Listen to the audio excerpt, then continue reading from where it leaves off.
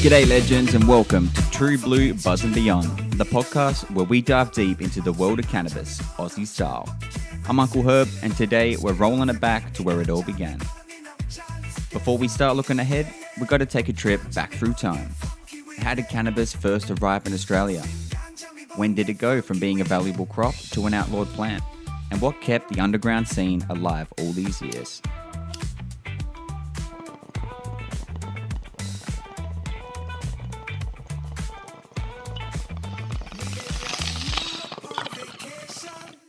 Buckle up, pack a cone, and let's hit the road as we explore High History, the story of cannabis in Australia.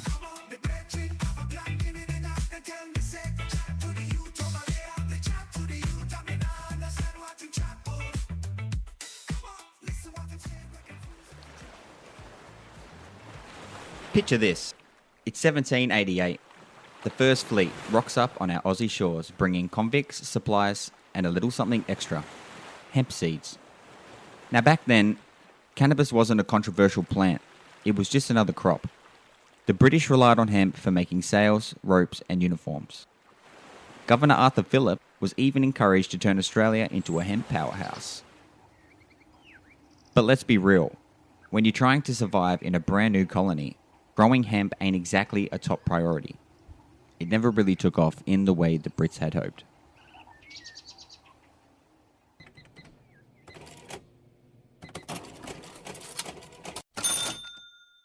Fast forward to the 1800s, and cannabis was sitting on pharmacy shelves. That's right, you could stroll in and pick up a bottle of cannabis tincture to help with pain, insomnia, or even asthma.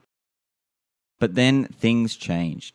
By the 1920s, the world was caught up in a drug panic. Governments started cracking down on substances, and cannabis, despite being used safely for decades, got lumped in with opium and cocaine. News headlines ran wild, spreading fear with claims that cannabis turned people violent or insane. Sound familiar?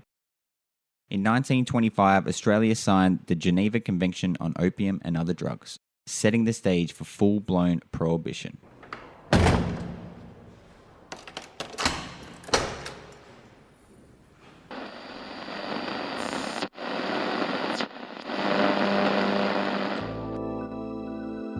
By the 60s and 70s, cannabis had a whole new reputation. The hippie movement was in full swing, and the plant was no longer just medicine, it was a symbol of rebellion.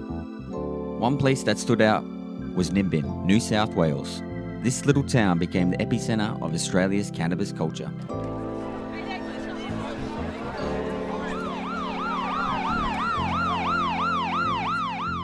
But not everybody was on board. The government doubled down on the war on drugs, introducing harsher penalties for possession and cultivation. Police were on a mission to stamp out cannabis use for good. People kept growing, smoking, and fighting for their right to use cannabis in Australia, but the government just wasn't ready to listen. Despite decades of crackdowns, cannabis lovers weren't giving up the fight. Throughout the 90s and early 2000s, activists, doctors, and patients pushed harder than ever for change. Then, in 2016, a big moment arrived. Medical cannabis was finally legalized in Australia. But here's the catch. Getting access wasn't as easy as the government made it sound. High prices, strict regulations, and limited supply meant that many patients still turned to the black market.